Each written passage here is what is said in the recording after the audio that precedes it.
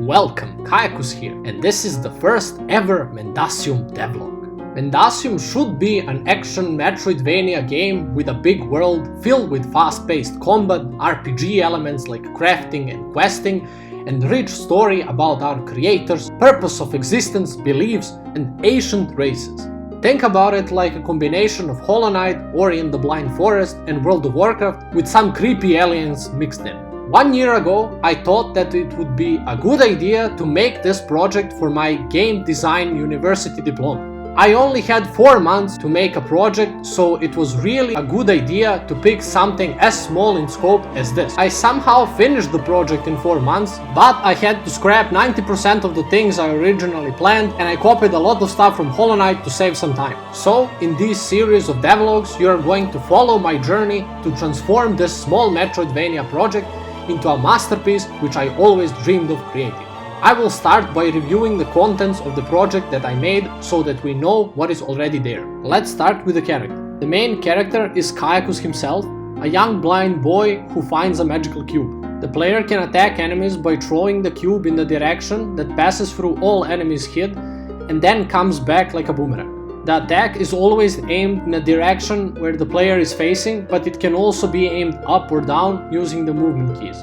While damaging enemies, the player gathers energy which can be spent to do one of two different things. To heal by standing in place and channeling for a short period of time, or damage enemies with an energy projectile that deals a lot of damage.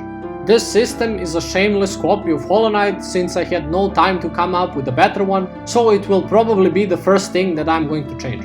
From the other abilities that can be obtained in the game, we have Dash, which is a dash and can be used mid-air, Double Jump, which is kinda self-explanatory, and the Time Warp ability, which makes you leave the clone in your position that does nothing, but recasting the ability makes you teleport back to the clone's position.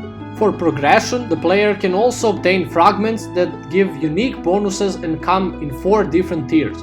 However, the player can only use one from each tier at a time. Upon death, the player enters the spirit realm and teleports back to the last save point. From there, you have to go back to the room where you died in order to transfer back to the life realm. Apart from being black and white, in spirit realm you can find different enemies and characters which died not that long ago.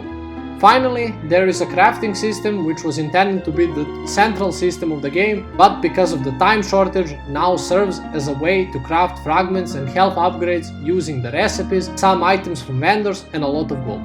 Now let's move on to the zones. There are 5-ish zones in total, with some small areas here and there. We have Green Hills, a starting zone with a lot of grass.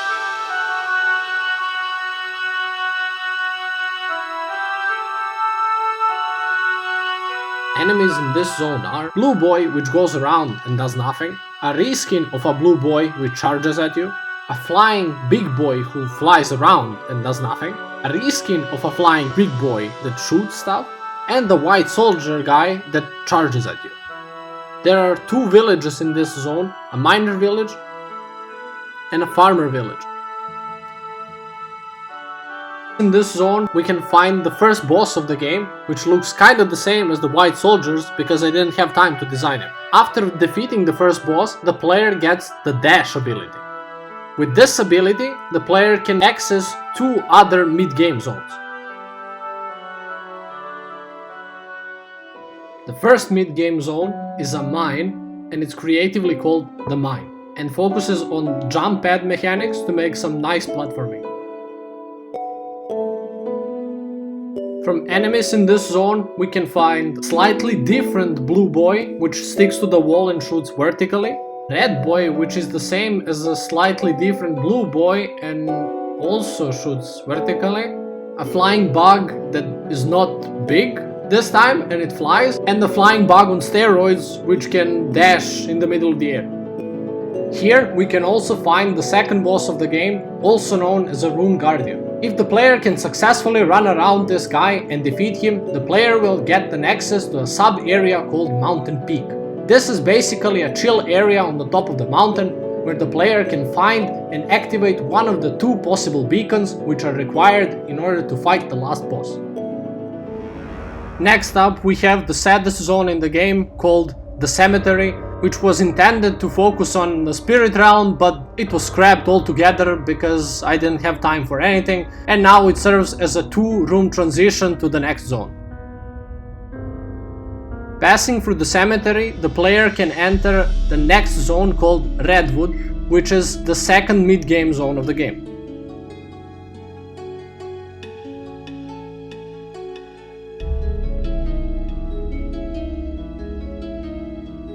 This zone was intended to be all magical, and that's why it focuses on the magical button mechanic, which when activated spawns a timed platform that disappears after a short period of time. This is probably one of the mechanics that is not going to be changed, since I really like it, and I was able to make really nice platforming challenges using more than one button, as well as utilizing the double jump and dash abilities.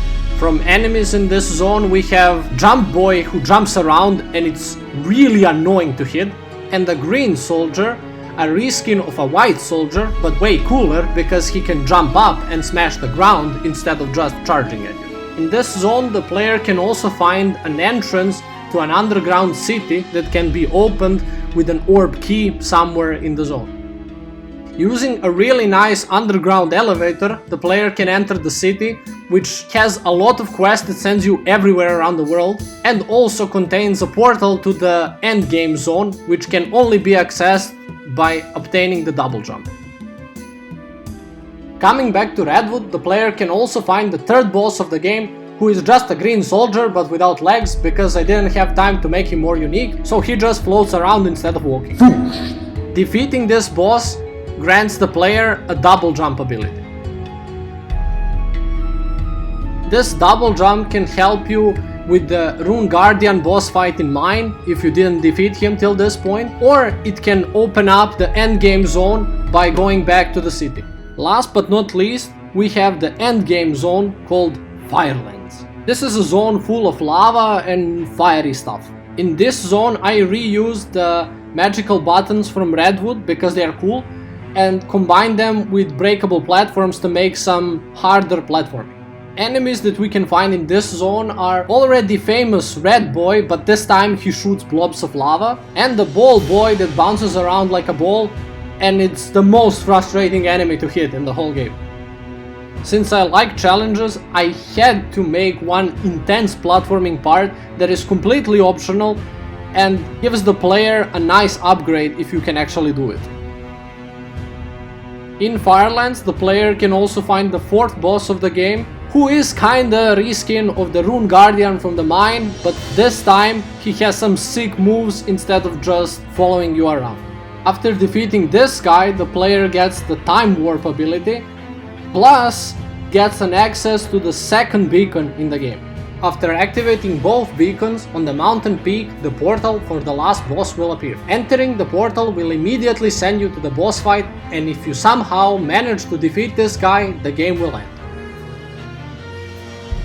A solid foundation can be found here, but there is still a lot to do. This is the main idea for the world map, and as you can see, only few zones actually made it into the small project, so there's a lot more to discover. I already made some concepts for different clans of people which are going to live in this world, and I'm trying to constantly add more. With different races, I also have to explore different architectures that are going to make this world more alive. Since I want the game to have aliens, creepy mysteries of our creators and cosmic entities, I will be drawing a lot more creepy concepts. Of course, I'll be adding more bosses, more enemies, and more abilities for the player, as well as more rooms, and with that, 90% of the existing stuff is probably going to get changed to fit the new world. Last but not least, the crafting system has to be fleshed out more, and there should be more interesting quests which are going to tell their own short stories. For now, there is only one little quest that is kinda like this. In Green Hills, this guy is going to give you the quest to find his missing brother Toto, who went on an adventure to find the Circle of Stones. This place should be familiar since some of the earlier quests sends you there already, so it's not a big deal to find. However, in the Circle of Stones, there's no trace of the missing brother. On the first glance, it might appear that the quest is bugged, but if you happen to die and go to the Spirit Realm and then go to the Circle of Stones, you will find him. With this knowledge, you have to go back to the guy who gave you the quest and tell him that his brother died while going on his adventure.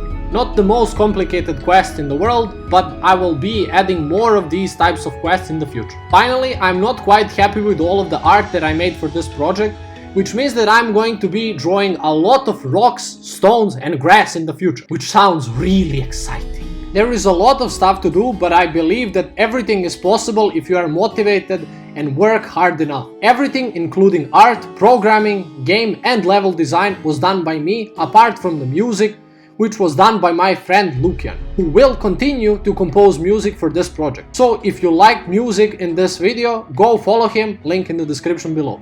So that's it, I'm officially done, and until next time.